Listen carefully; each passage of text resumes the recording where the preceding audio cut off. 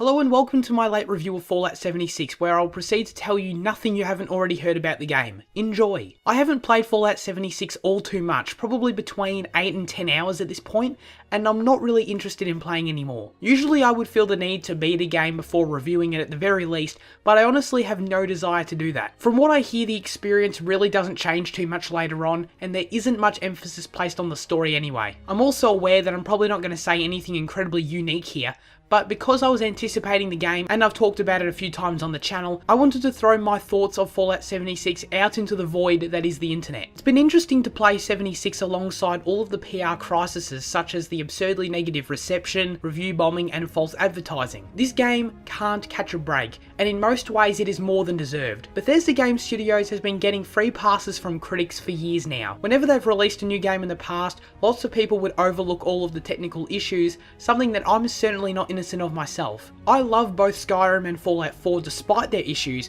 but this time Bethesda have clearly crossed a line. Fallout 76 is a technical mess on every level, and I can guarantee that no one is going to be lenient with them ever again after this. I was playing on a base PS4 and boy, the frame rate was something. You may know that I'm not a technical person at all, and typically if a game is running at a stable 30 frames per second, it's totally fine. It's only when the frame rate begins to affect gameplay in games that there is a problem in my opinion.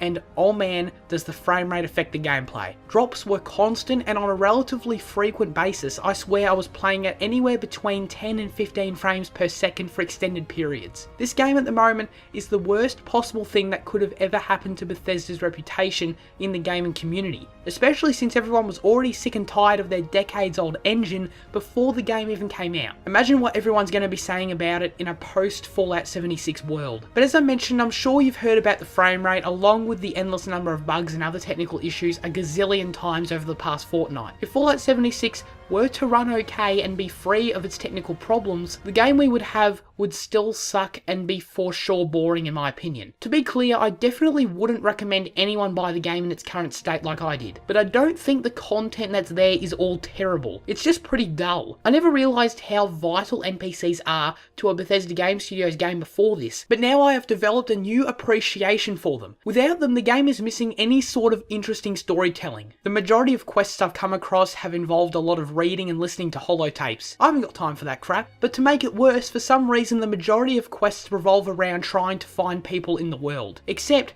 because you know there's no NPCs, you know the only thing you're going to find is a corpse. Generally speaking, the quests are uninspired and involve you walking somewhere and shooting a bunch of the usual Fallout baddies. Now, the graphics aren't quite akin to a game from 2008, as everyone likes to say, but apart from the improved lighting, it's clear there's been a step down since Fallout 4. A game that released in 2015, over 3 years ago now. The gameplay unfortunately also sucks. Fallout's gunplay has never been exceptional, but without regular VATS, it sticks out like a sore thumb this time. The new VATS that is basically an aimbot just feels out of place in this kind of online environment. And of course the constant frame skips make it difficult to hit anything, at least for me. The survival mechanics are bloody annoying. It felt as though every 5 minutes I had to drink and eat stuff, which is far too often in my opinion. Even the weapon crafting, which I liked a lot in Fallout 4, is made needlessly more convoluted this time by the obnoxious resource and inventory management, which I assume is intended to create even more grind. So, hip hip hooray for that. That settlement building stuff from Fallout 4 is alright, I guess, if you're into that kind of thing,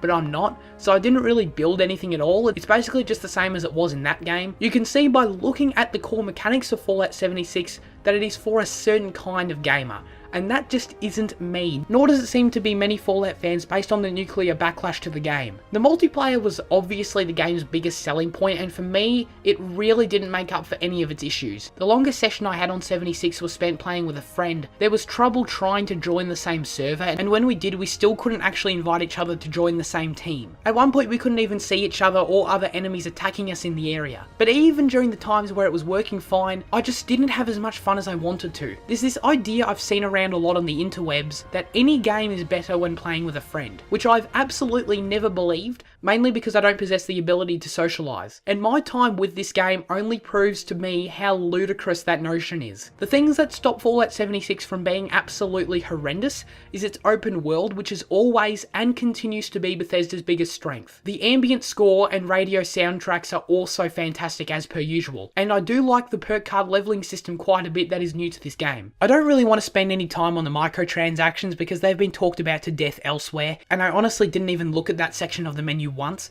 but I'll take a moment to acknowledge their existence and say that from what I've seen online, they look like a total ripoff, but they are only cosmetic, so do with that what you will. I was cautiously optimistic for Fallout 76 before it came out, as I've expressed in a number of my videos. I'm sure at this point you've already long made up your mind, but don't purchase the game as it is at launch. It's always possible it could make a comeback in the future with new content drops and by fixing the performance issues maybe, but for now it's a hard pass, stay away. At least there is some hope for Starfield and the Elder Scrolls 6 whenever the hell they come out. Let me know what you think of Fallout 76 in the comments below. I imagine it's going to be very positive. This has been Sir Kaz, farewell.